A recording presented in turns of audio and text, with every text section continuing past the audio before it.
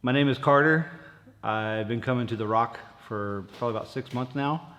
I have like a military background and I have two kids, have them full time. We traveled a lot, and so I finally bought a house in Murrells Inlet this past summer and started coming to the Rock. Well, my favorite thing is I used to work for or do some stuff for Elevation, and the first Sunday I came here, it was 3 Elevation songs on the set that day. So that was cool. And then my favorite thing from since then is Pastor Josh. He's the head pastor, but you can tell that like there's humility, there's no ego from the top down. He gets up there and he says, "I'm one of the pastors, not the head pastor," and that's probably one of the biggest things that has led me to continue coming here. I serve in the parking lot. Most people. Actually, I ran into this at the Night to Shine on Friday.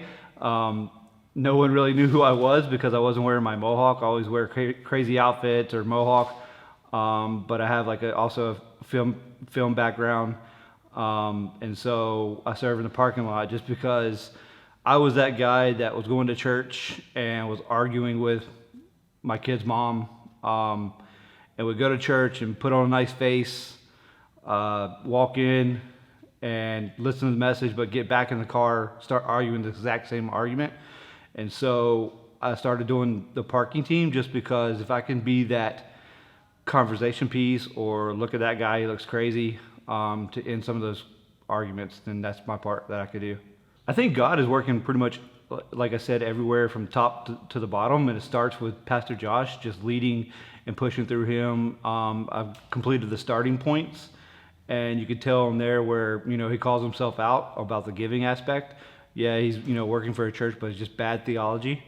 But you see that literally from the top going down, from the person that shakes your hand when you come in and greets you, to the spirit. And there's just something about the Rock. I don't want to really put like a limit because my mind says 10 campuses or whatever, because we limit ourselves to what God's potential is.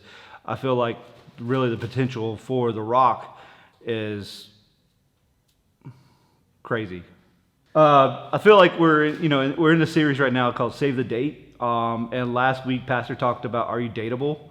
And for the first time, I feel like God has opened my heart and really said, hey, I'm not dateable, not because I don't have the momentum and love for Christ, but I feel like I struggle with the aspect of, being married one time, and doing married things in a relationship without being married.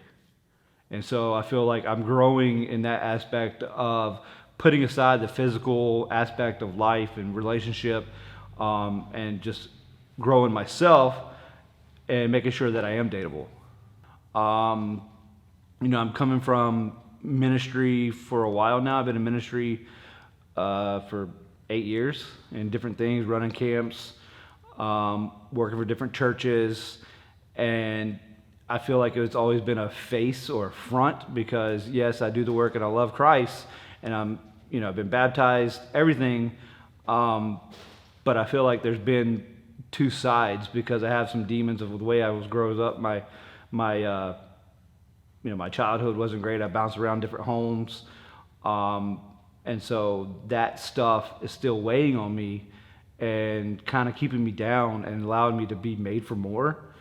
And reading this book that is called More, that a lot of the staff has read, I've been able to dive into that and just being able to be here at church and serving Night for Shine and just see the opportunity that what I can bring to the table has really been opening my eyes more so than the last 8 years of ministry.